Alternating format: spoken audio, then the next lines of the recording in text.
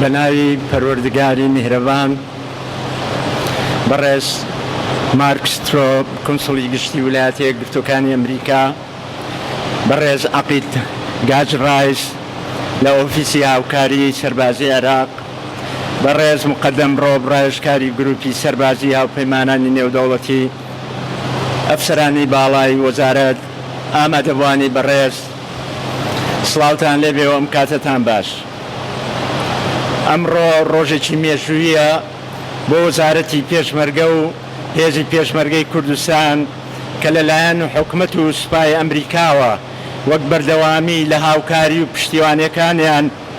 بۆ هێزی پێشمەرگەی کوردستان ئەم ڕۆژ بە هەمان شێوەی ڕۆژانی پێشووتر کە بەردەوام بوون هەر ڕۆژەی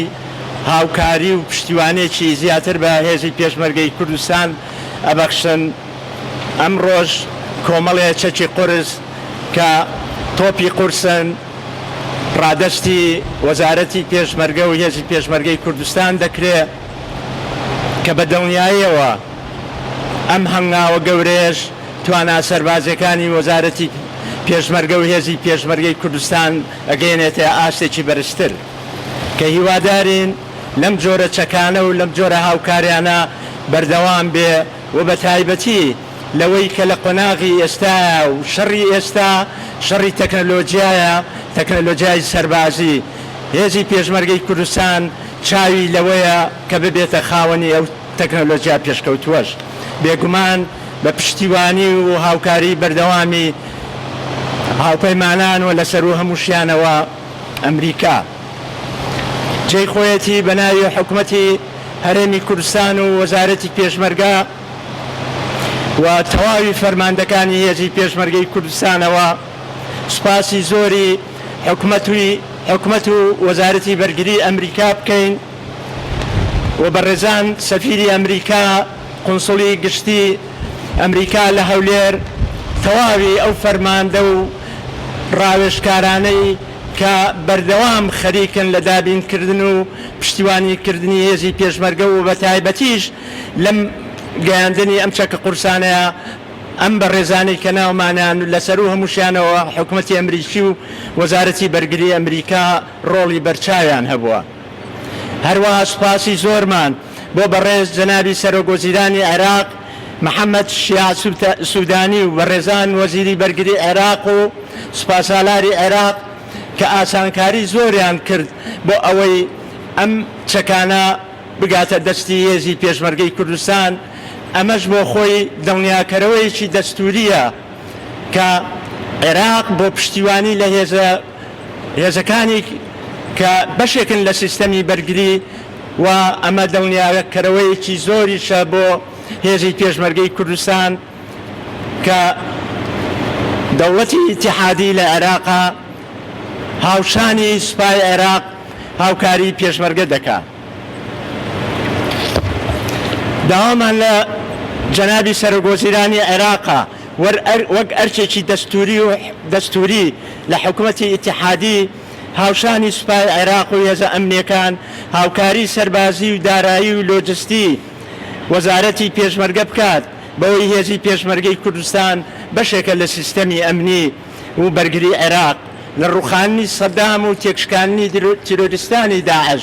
هێزی پێشمەرگەی کوردستان ڕۆڵێکی بەرچاو و یەکلاکەرەوەی هەبووە، هەم لە ڕوخاندنی سەدام بە هاوکاری ئەمریکا، هەم لە تێکشکاندنی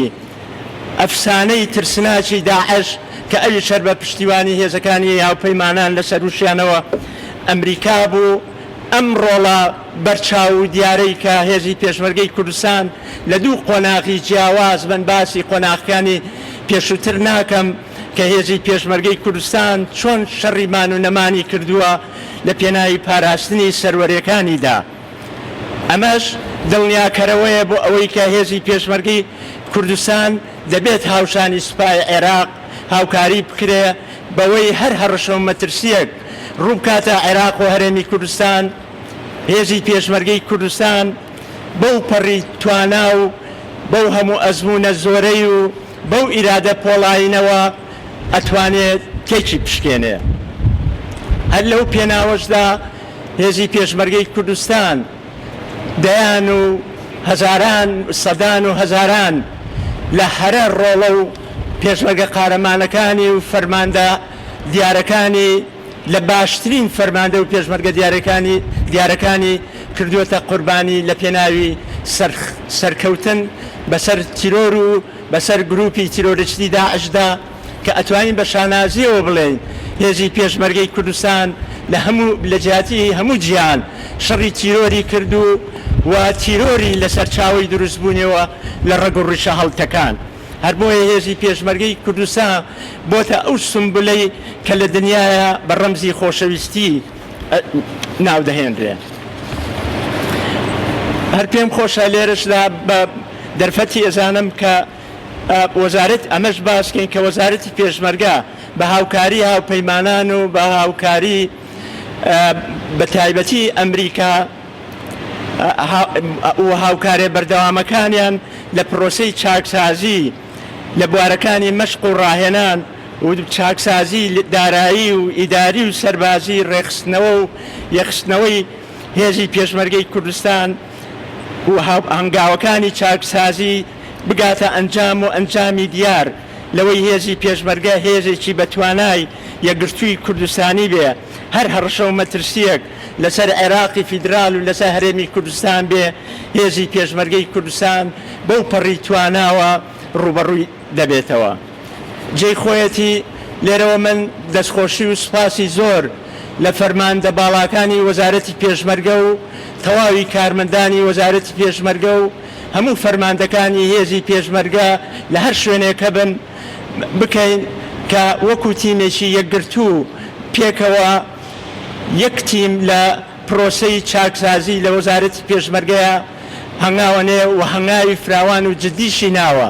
بەڵام هەمومان ئەزانین پرۆسەی چاکسازی لە هەر بوارێکا بێ پرۆسەیەکی قورسە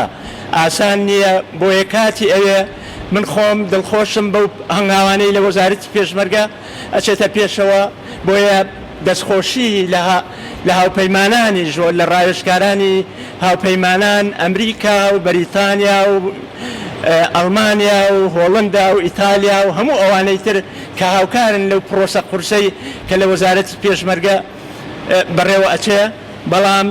سەربەرزیشین بەوەی کە هەموو ئەوانەی لەو بوارەیە بەشدارن بەو پەڕی ئازایەتی و بەو پەڕی پیشەیانەوە هەنگاوەنێن کە بەردی بناغەی ئەتوانم بڵێم هێزێکی یەکگرتووی کوردستانی بۆ ئایندەی کوردستان دائەنێن بۆیە پیرۆزباییان لێ ئەەکەین لە هەموو ڕوویەکەوە ڕەنگە خۆیان هەست بەمەنەکەن بەڵام لە دوورەوە لە شوێنێکەوە کە سەیرەکەی وەزارەتی پێشمەرگە هەنگاوی گەورەی ناوە و زۆر چۆتە پێشەوە لەو بوارانەی کە باسم کرد. ئێمە هەمومان لەزانین